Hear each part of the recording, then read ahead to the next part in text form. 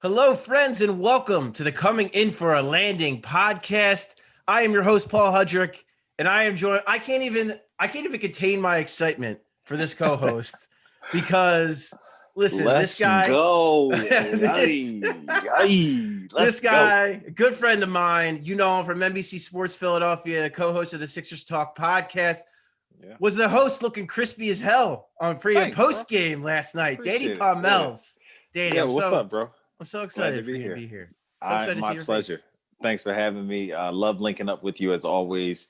As you know, bro, it was fun just have basketball back. I mean, I know, college has been bad. College basketball has been bad, man. Just a few games I've watched. And the NBA preseason has been really intense. So it's good to see the pieces out there. I'm a little concerned about the Washington game to start the season, but we'll get into that. Okay. I'm very interested to hear about that. But yeah, it's been tough times for everybody for what we're going through with the pandemic. I do have to bring up one of the highlights for me of the pandemic was when things were a little safer and we could venture out a little bit more during the summer and things were in better shape. We had a nice, lovely visit to our home. You came by, brought over some Angelo's pizza, best True pizza story. In the city, I would say. True story. And my girlfriend and I, Carrie, we welcomed you to our home, and I tell you, man, that was one of the highlights of our time during the pandemic. Thanks, man. Because she finally got to meet you, because you guys hadn't had a chance to meet through everything. Yes, I just know her as the person who is sick with the kettlebells at that point. That's who. Yeah. I've been she'll tell you, I've actually been hitting that little workout room harder than she has recently. That's all right. You looking svelte. I see some sveltness. I'm trying, man. What I'm trying to do is get bigger in here and in the legs, and then the middle will just kind of be a wash. Oh, you just be Michael Clark Duncan, just too big for it to even matter. Everywhere. Yeah, exactly. Yeah, I got. Nah, bro. You say the sveltness. I actually ripped my pants last night.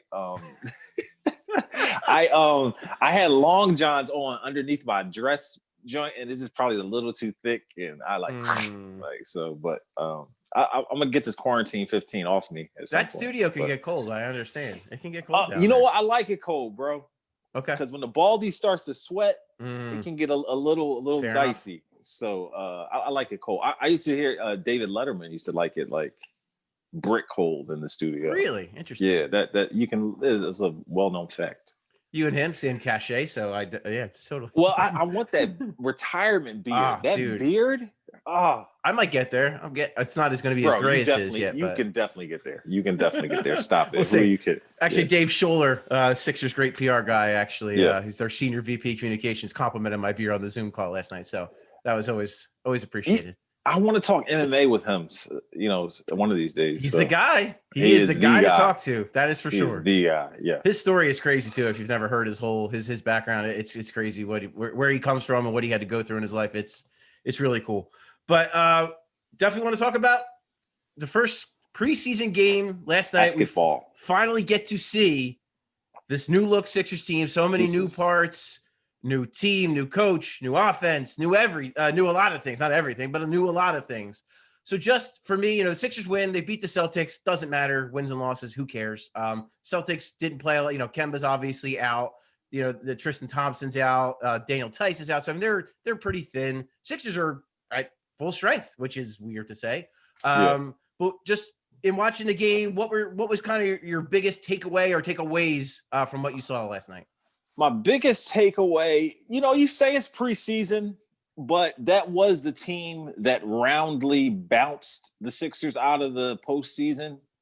So I feel like that means something, even though it's just preseason. And the Sixers had their full complement. The Celtics, obviously, no Kemba, no Tristan Thompson, who just came over, no Daniel Tice, like you mentioned. What I noticed, other than, the Sixers trying to get their pieces together, is that they don't have a Jason Tatum or a Jaylen Brown, man. Like they don't have that type of player. And I see you rolling your eyes and saying, most teams don't, obviously.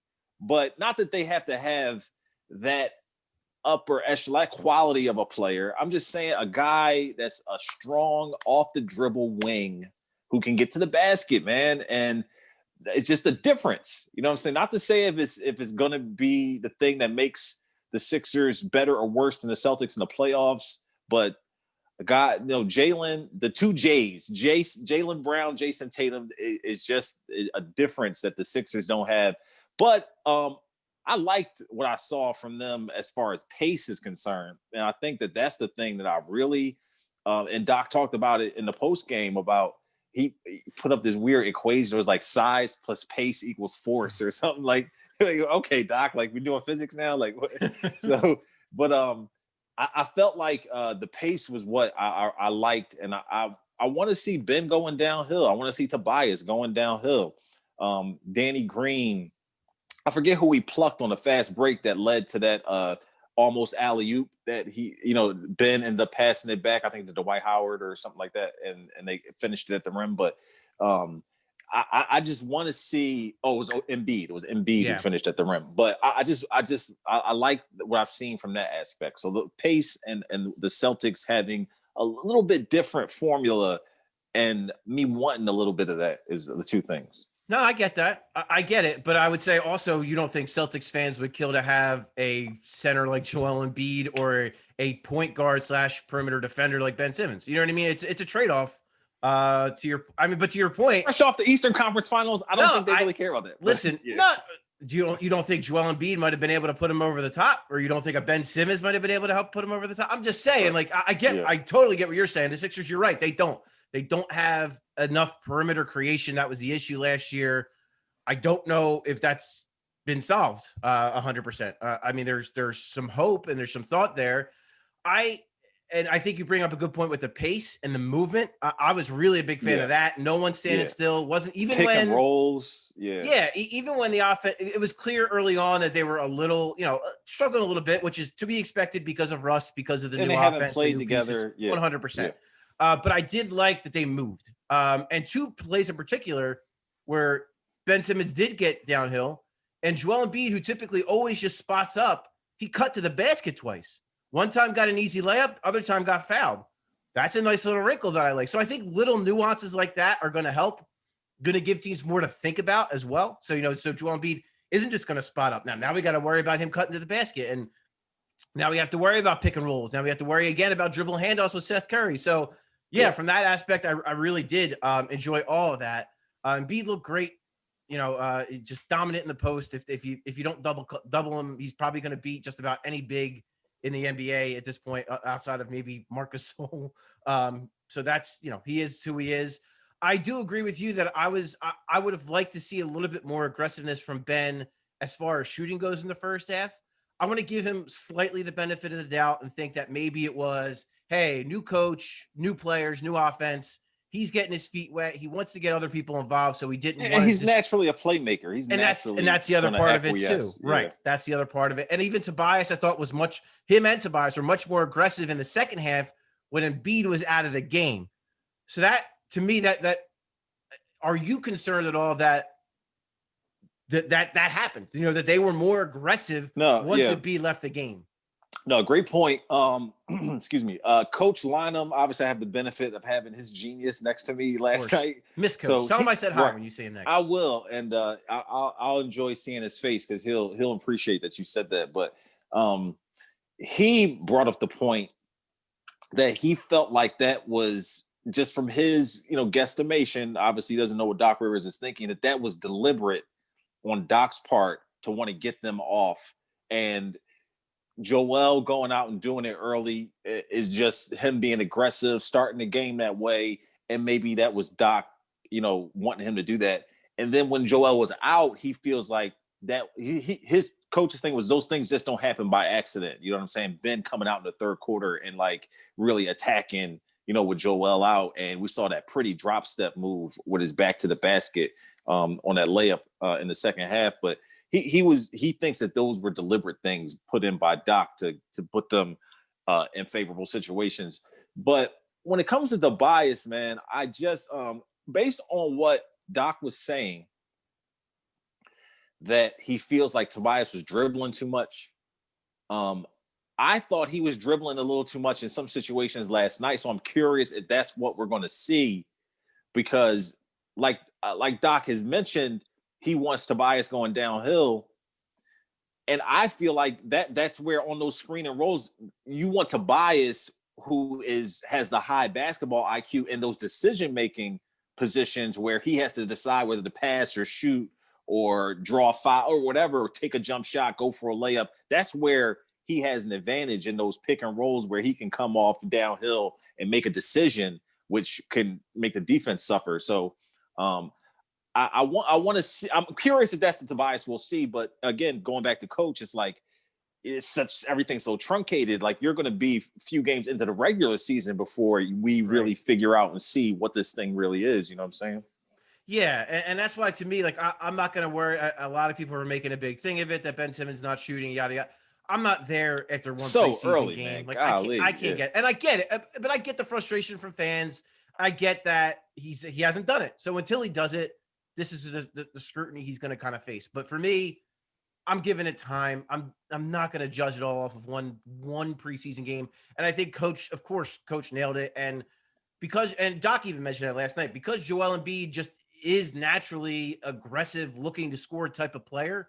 And because for so long, the Sixers and really all the other teams see it like, Seth Curry and Danny Green fell right in line. Hey, when we don't know what to do, dump it down to the big man, let him work. And that's a fine strategy. I see nothing wrong with that. So I think that was, a kind of a result of that. I think that's part of it.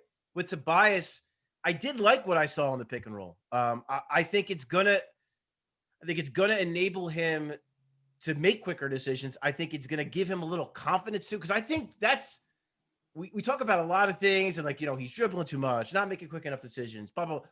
I think confidence is his biggest issue. I really do. And I think confidence that he can fit in with Ben Simmons and Joel Embiid, I don't think it's always been there. So I think he doesn't have to do a whole lot. I know that, but I think that's my point. I think when he was in LA, he was enabled and he was told to be aggressive, and he was told he was the guy, and he was told, hey, we're running this through you. And he got to do that. And I think it built his confidence up.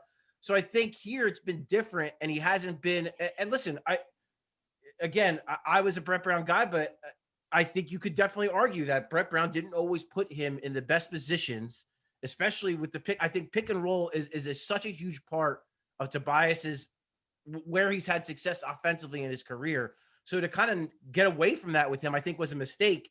And to see Doc Rivers say, nah, we're doing it and we're going to do it a lot, I think that's huge for his confidence. And I think he's going to feel good. And I think that's going to lead to him playing better.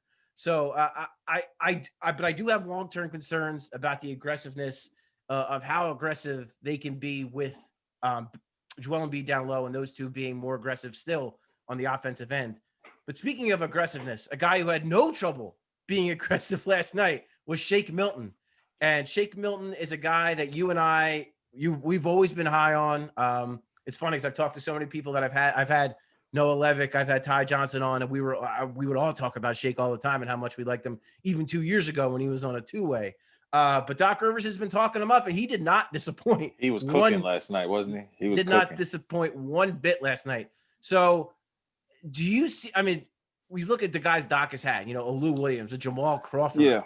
Can he be a guy that can score like that? I mean, not the same, obviously not apples for apples, same player, but a guy who can just come in off the bench cold and just provide you offense. I mean, you just talked about Tobias and the confidence, man.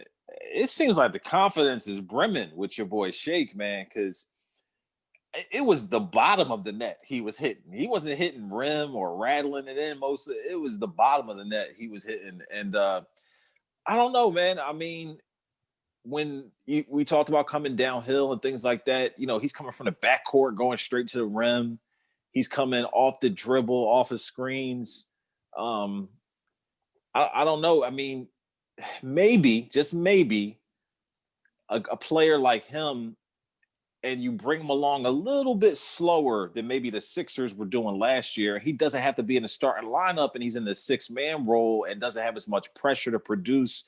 In the bigger scheme of the offense, it's more or less he has a niche role, and all of a sudden the comfort comes, the confidence comes, the swagger comes. So maybe it's just a matter of role where Brett did move him around from the starting lineup and things like that. But then,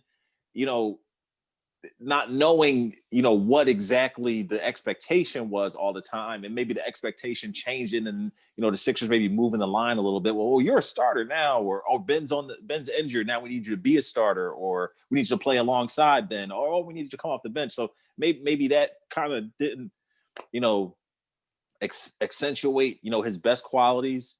But here and now, bro, like I heard you say on Twitter, I think Doc has mentioned Shake more than anybody else. It's like, and maybe it goes back to the way he torched the Clippers, and Doc, kind of was like, man, I got to know who this kid is. It's kind of like I didn't know who this kid for the Lakers was. THT. Taylor Horton-Tucker, yeah. Yeah, I wasn't hip, but I'm hip now. I got it. I got it now. He slimmed down. So his thing was he was a little heavy in college. So that's why some people I think got scared off by him. But he slimmed down. He looks real good, skilled dude.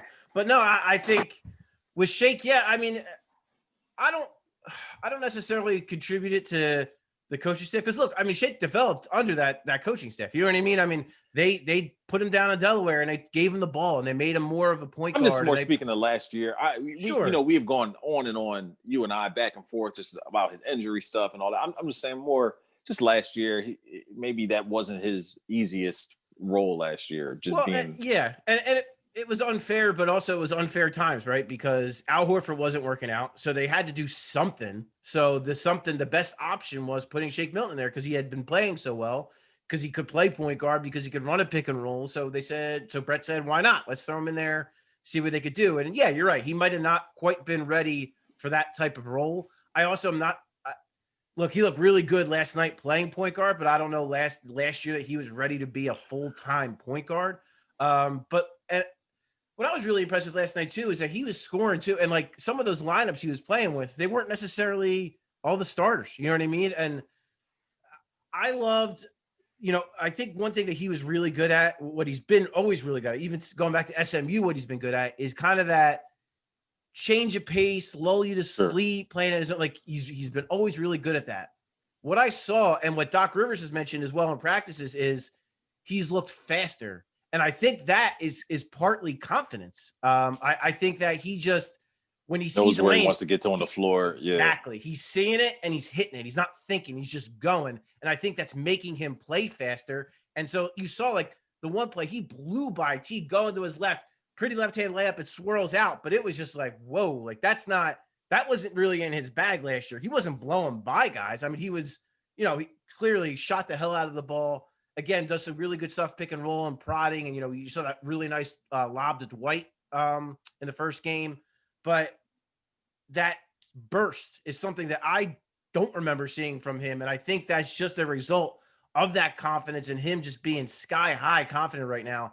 The shot is there. So, I mean, and the shot off the dribble, Danny, I think that's something that people it's almost like we underestimate it. Shooting off the dribble is like it's one of the hardest things to do.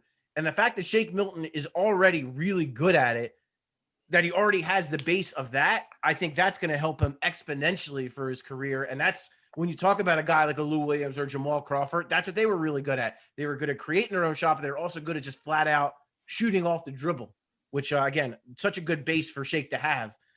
Moving on to another young guard, Tyrese Maxey. Yeah. And first of all, how this dude fell to 21, I think I'm going to be asking throughout his entire career, because he should have been a lottery pick. I think he was that good.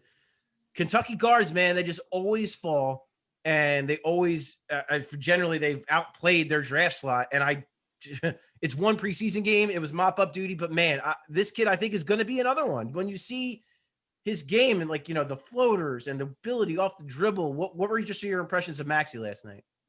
I mean, who else on the team has a floater like that? Like who else is like Furkan? Was it maybe like right? Exactly. Like who else has a floater like that? So, I mean, come on, man. Like you look at the Kentucky situation, and you heard Doc talking about it after the game, just saying Calipari just prepares these guys to be like NBA players, and they're probably the most ready continually NBA players that come out of college. So, I'm just happy we have somebody like that on our team.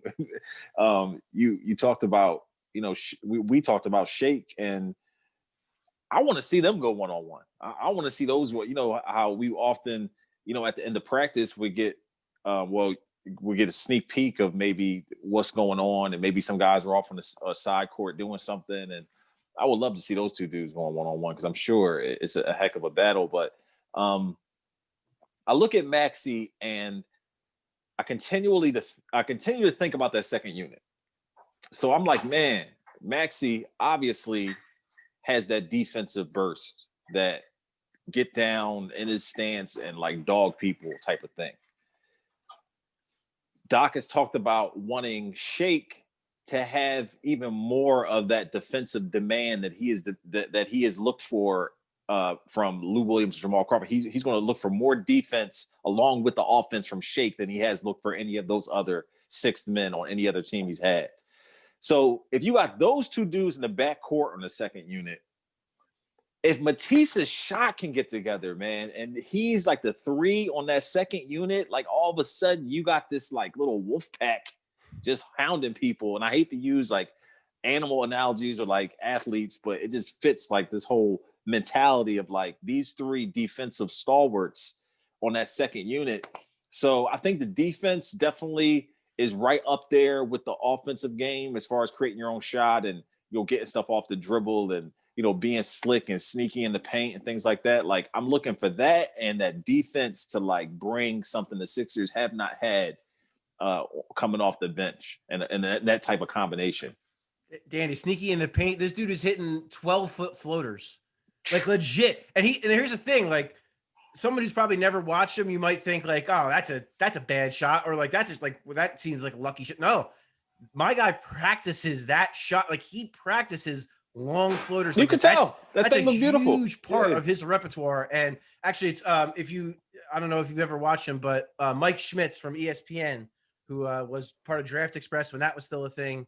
I haven't. And so he does these YouTube videos where he sits down with draft prospects and goes over their game, offense, defense, and the whole thing. And so he does like almost like every guy in the first round that he can. He sits down with them and they literally watch tape and go over plays and stuff. And he did one with Maxey, and dude, like, yeah, he relentlessly practices that floater. That's like a huge part of what he does. He also, like, something that's so like a nuanced thing that for like a 21-year-old kid blows my mind.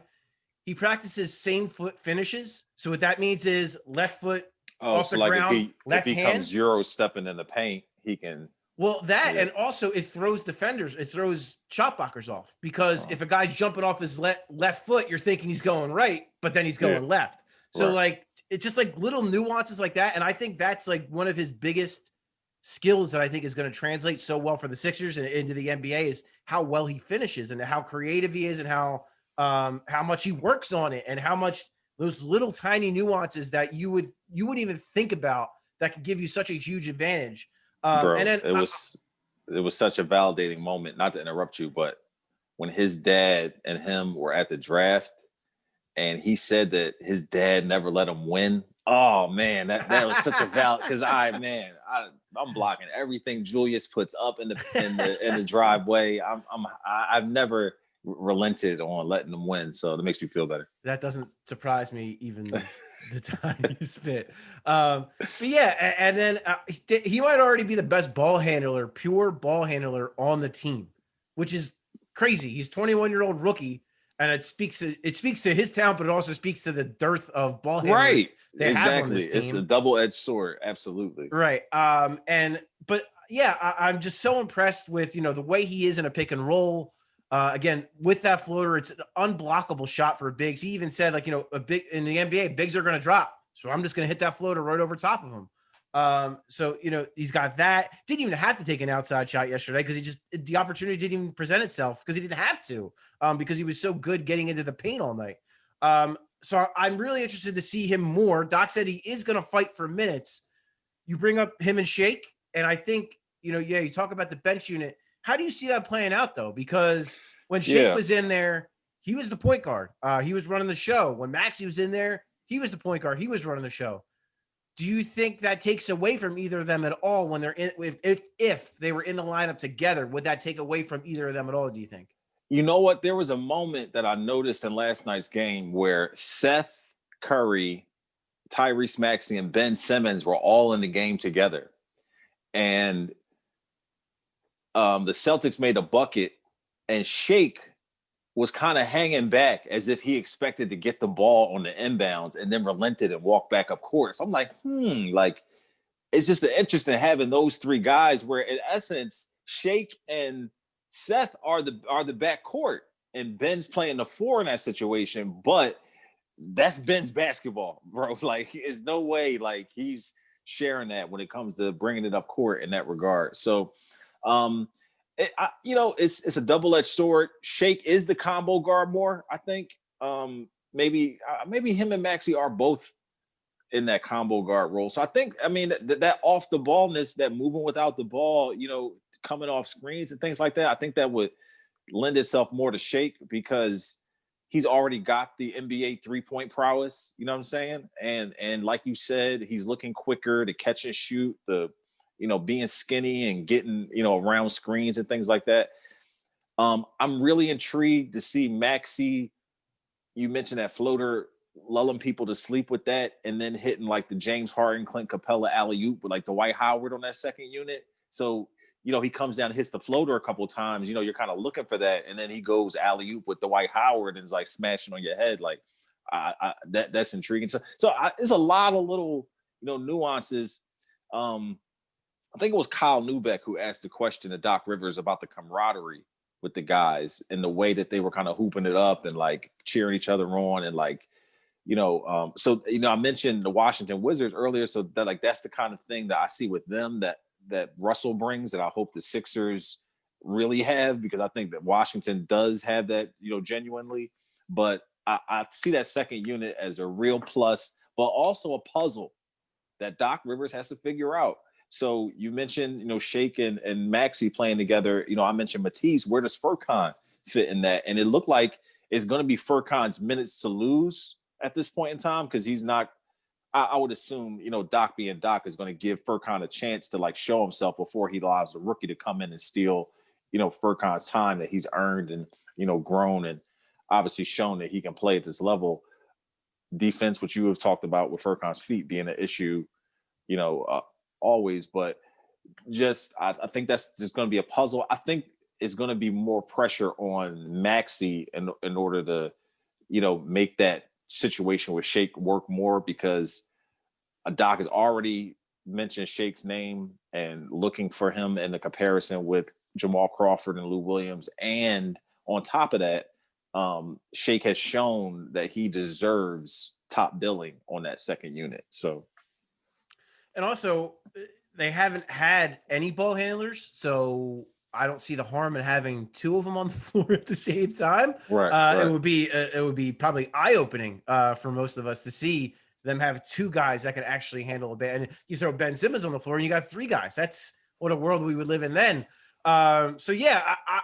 There's plenty of teams that have done this, right? I mean, look at the Rockets. Look what they've done. Over the years, James Harden and Chris Paul. They got to the Western Conference Finals. To a lesser extent, James Harden and Russell Westbrook. It didn't quite work out, but there were moments where it did work out, where it was beneficial to have two guys handling the ball at the same time. You're going to see that a lot in Washington with Russell and with Bradley Beal. Bradley Beal has a huge usage rate. He had the ball a lot. He facilitated a lot for Washington. So those guys are both going to have the ball a ton. So I think the NBA is kind of trending in that direction. So to have multiple guys, I should say, that can do that, I think is only going to help them.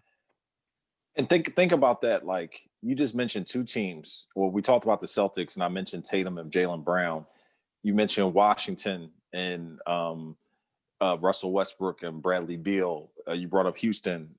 Right now they have John Wall and James Harden.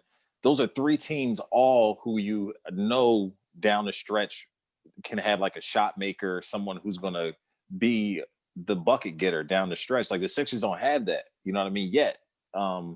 Maybe that will come to fruition as the year progresses, but they don't have that, get out my way, I'm about to get this game winner type of guy. And maybe that's Joel Embiid, but they still got to get him the ball. So doubles are the issue there. Relentlessly double team. Exactly. So it's so easy to it's double just a difference. Yeah. Not that it can't work, but there's a difference in what the Sixers, that they don't have that type of player, Right. It's way easier to double team a guy in the post than it is to try to trap a guy on the perimeter. 3-point line. Right. It's way harder to do. So especially if a guy is a good ball handler, he'll see right through it and he'll find someone else open. And especially if you're surrounding a team with shooters, it makes it a lot easier. But we bring up the name James Harden, and these rumors, they won't go away. Yeah, they won't go away. I don't know when they're going to go away. No, they're probably not going to go away until he is moved somewhere. If he's moved somewhere, those rumors are not going anywhere.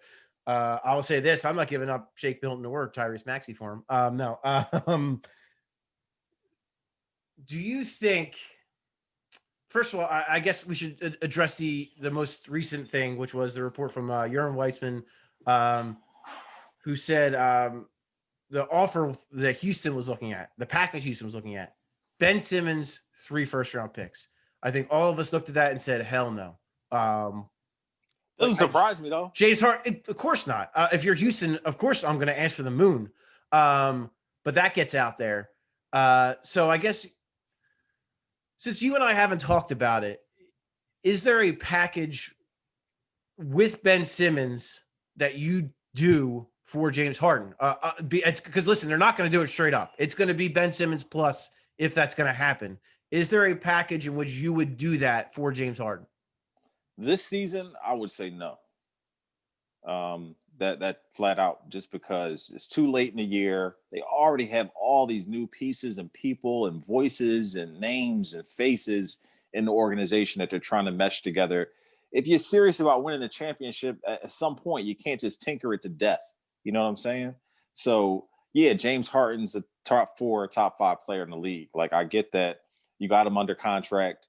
But in Ben, if you've already traded for shooters in order to surround Ben with guys he can get the ball to, why do you trade him then to bring in James? It's just, once again, accelerating the process a little too fast.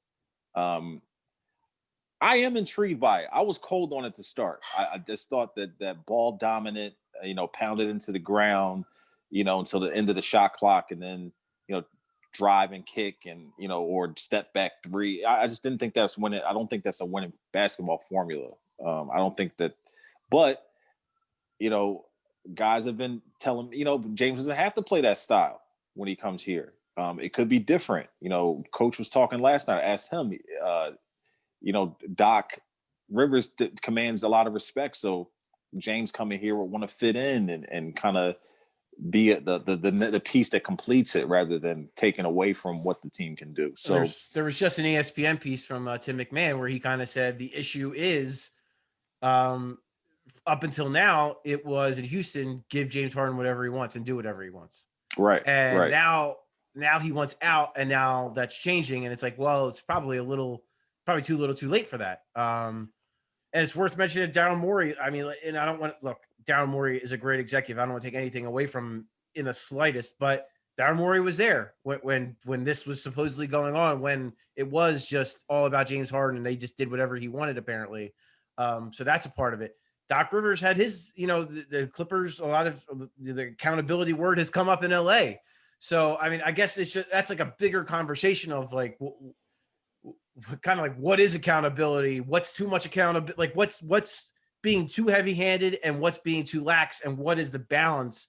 And can a guy go to a new place and then maybe and I think that's what's happening with Doc here is I think getting out of that situation in LA and coming here, and then Joel Embiid and Ben Simmons getting out of that situation, that them both kind of getting like, all the pieces getting that fresh start, I think is good for that accountability, because I think Doc is trying to win them over, but he also wants to win. So he's trying to, he's going to, I don't want to say crack the whip, but you know what I mean? He's going to be, he's going to be forceful when he has to be critical. Yeah, assertive is a perfect word.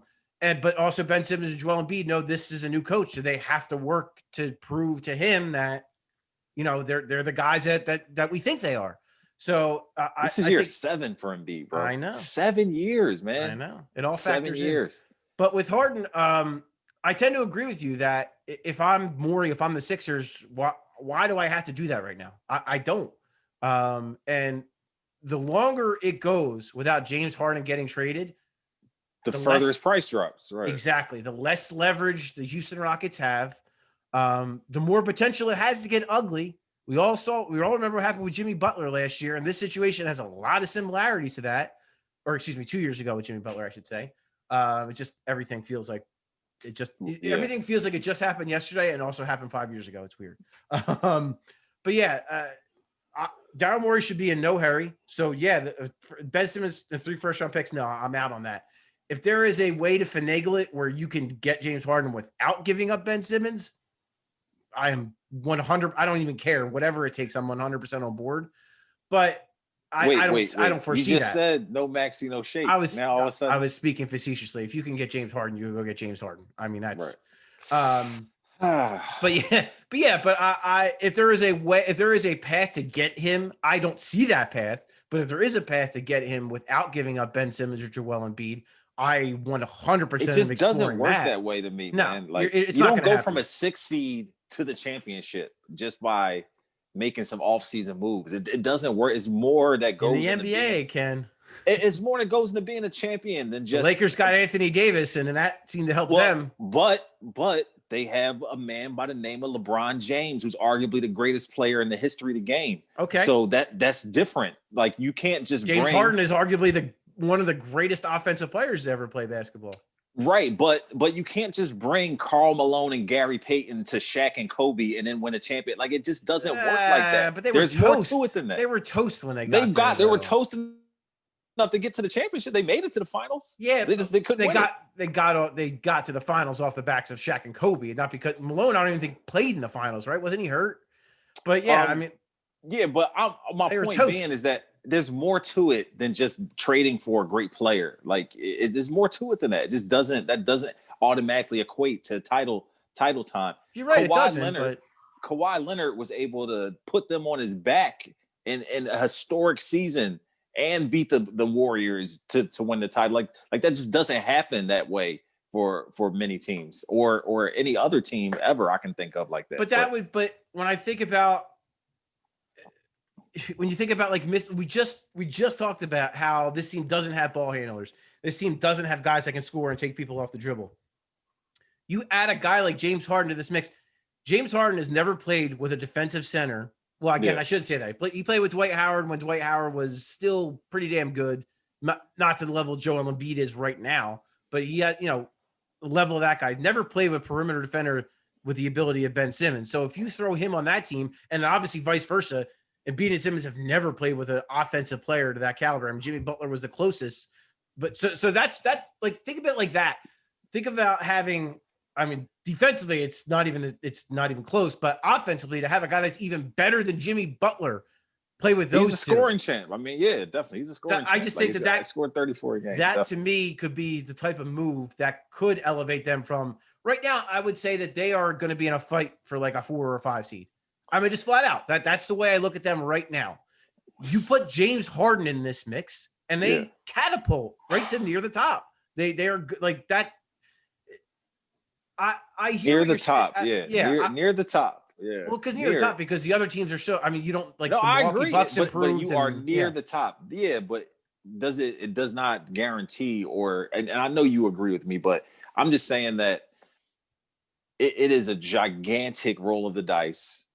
It is. They've already, in my eyes, squandered a lot of the capital and draft assets and things like that with the Tobias trade, with the Jimmy Butler trade, with putting all those dollars toward Al Horford. Like they've already squandered so much that was accumulated over these years. And would I be okay making a plunge at James Harden if the price was right? Absolutely. And the price might go down. But trading Ben just doesn't sit right with me. No, but like you said, I would think about other pieces. Yeah, I mean, if you're telling me that the Rockets will only take Ben Simmons and multiple you can't knock him for picks, that. I mean, not at all. Why would you want Tobias Harris? They have get Ben. As of right now, the Rockets still have leverage because he's still under contract. He did show up. He did play in a preseason game, so it's not like he's not going to play or sit out. Or again, a la the Jimmy Butler situation where he kind of was weird, where he kind of picked and chose where he wanted, when and where he wanted to play on certain nights. I don't think we're in that situation quite yet. But it could get there. We don't know. It could get there. A 3-team. If the Sixers can bring another team into it, that might be it. Like the other team's young star is the one that ends up on the Rockets, and they end up with James Harden somehow. Yeah, maybe. I mean, it's tough. Yeah. See, that's the other thing though, too, Danny. Like when I look at I'm surprised Boston hasn't named Boston's name and Danny Ainge hasn't been mentioned just because. What are they going to give him? Give Jaylen Brown? What's Brooklyn going to give him? They're not giving him Kyrie Irving. No, I get, and that's exactly the point I was about to make. Is the reported thing they want is first round pick, cornerstone player and a bunch of picks. Yeah. How many teams that are? Because listen, this isn't baseball. This is the NBA. You can't trade guys to bad teams and it's good. Like it doesn't work that way in the NBA. You need to trade a guy to a spot that he at least kind of wants to go to, right? Like that, like Anthony Davis, like Jimmy Butler, like they have to somewhat agree to go to a place or else the trade's not going to work out.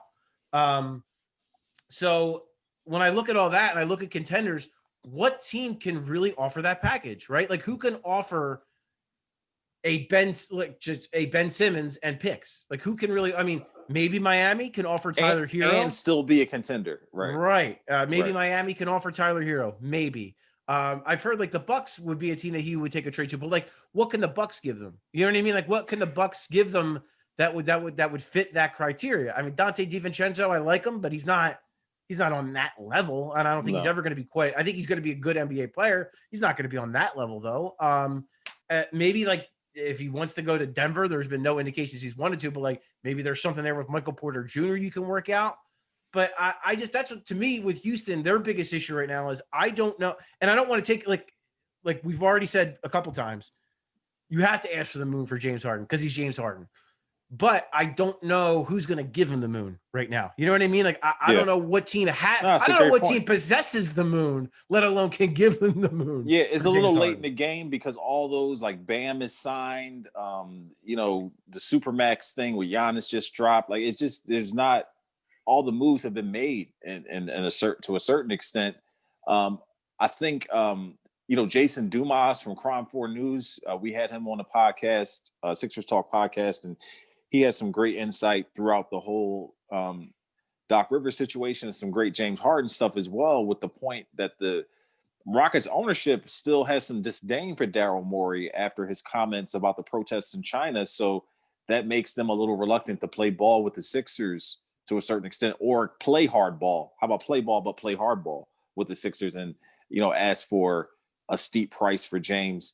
And, I don't know if, we've seen in the past where like the bedside manner is definitely a part of the whole GM front office deal and having those relationships and things like that. So I don't know if the relationship is quite in the place it needs to be between Morey and the Rockets at right now to make that hard. I mean, but who knows? Like you said, desperate times could come about later in the season. They seem to leave. They seem to leave it. Tillman Fertitta, Daryl Morey seemed to leave it on amicable terms. That was like they had a press conference where Daryl kind of said goodbye and Fertitta kind of thanked him. So I mean, and listen, that is a press conference, so who knows what's really going on. Yeah, it could just be surface stuff. Sure, right? for sure. But also too, I think it only stands to hurt the Rockets if you're not going to negotiate with the Sixers. Yeah. Like you need to go negotiate with every team. And on top of that, Raphael Stone, who is their GM now, it was one of Daryl Morey's guys. So you know what I mean? So I get the idea that maybe Tillman Fertitta doesn't want to just give up James Harden to Daryl Morey, and like that the look of that isn't great, and maybe Fertitta doesn't feel great about that. But I think if Raphael Stone could say, "Hey, this is the best we're going to get, and this is the direction I think we need to go in," I think he could talk him into that. So that's just the way I feel about it. But Danny, I want to wrap it up. I want to let you go because I appreciate you so much coming on. Thanks, bro. Before I head out, I want to start doing something on this podcast. I want to start naming small businesses, local businesses in the area, because we are in this pandemic. The restrictions are getting tougher, and these small businesses are struggling right now. So I want to kind of highlight a small business at the end of every episode. Right now, I am wearing a Tonewood Brewing Company hat. Tonewood is a brewery in Oakland, New Jersey. You get a look. That's fresh, bro. That's fresh. Yeah. but they are my favorite brewery. I have probably helped fund their kids' college tuition through my patronage during the pandemic. How much beer I've gotten. When you were over, that's the beer we enjoyed was Tonewood. Oh yeah, quality double IPA was it? Yes, one was a double, one was a single. Both very good though. But yeah, so they're also opening up a second location that's literally, Danny, a 3-minute drive from my home. So that's going to be a huge problem for me whenever that opens up. But yeah, they're in Oakland. They do a great job. It's a family-run business too. So like definitely they're still doing takeout. Right now I think because of the weather, they're not doing any kind of service, very minimal service at all. So, but they're still doing takeout. They're still making great beers. So please check them out. If you don't already know about them, buy some beer from them. It'll be worth your time, worth your money. It's a quality product. Danny, anybody that you have in mind? Yeah, definitely, bro. I have, had some experiences over the past couple years with like trying to get like my home situated, and you know how you get a house and you want to, get it proper. And it's tough sometimes where you got to feel people out, and red flags come up and things like that. And don't I know? Sure. Yeah, you're not quite sure if you could trust people and things like that. But I met a phenomenal guy, small business owner, from Heat and the Air guys. His name is Kavan, and they service the Delaware Valley, and they do heat and the air. And I wasn't quite sure, if they would be the fit for me, but I reached out to him because there was a billboard, and man, what a slam dunk it's been. He's recommended to me other contractors who I've used who've also been 100%. And he's come, times where I've had a question about something and he cleared it up, and, didn't charge me, and just solid individual. Cause, I'm not out here trying to, do anything special, but just get my home fixed up. And sometimes you run into brick walls sometimes, which can be frustrating, but he was rock solid 100%. Heat and Air guys sound simple and easy to remember, but they do fantastic A1 work. I love that. Because you're right. It's so hard to find people that do good stuff like that. And right, that will treat you like a human, and like realize like, all right, this dude ain't made of money. Like I'll hook him up. And that's how you get business. Like I don't, so for some people, I don't like they don't get that concept. Like you treat people good, they're going to refer you. You're going to get more business out of you. You do a good job. You treat people right. Seems so simple, Danny, but it's not. It seems like for some businesses. So yeah, so just wanted to do that. And I'm going to continue to do that every week on the Coming In for a Landing podcast. Please rate, comment, let us know what you think. May have a more permanent co-host coming up. I do wish it could be. I wish it could be Danny Pommells, but I wish it could be, man. You got your I love own having gig. These conversations. Yeah, seriously, I love having these conversations. We should just do this. We should just do Zoom calls, just like once a week. Sure, why not? Or I could just come over again and bring pizza. Yeah. Well, let's wait for this to die down.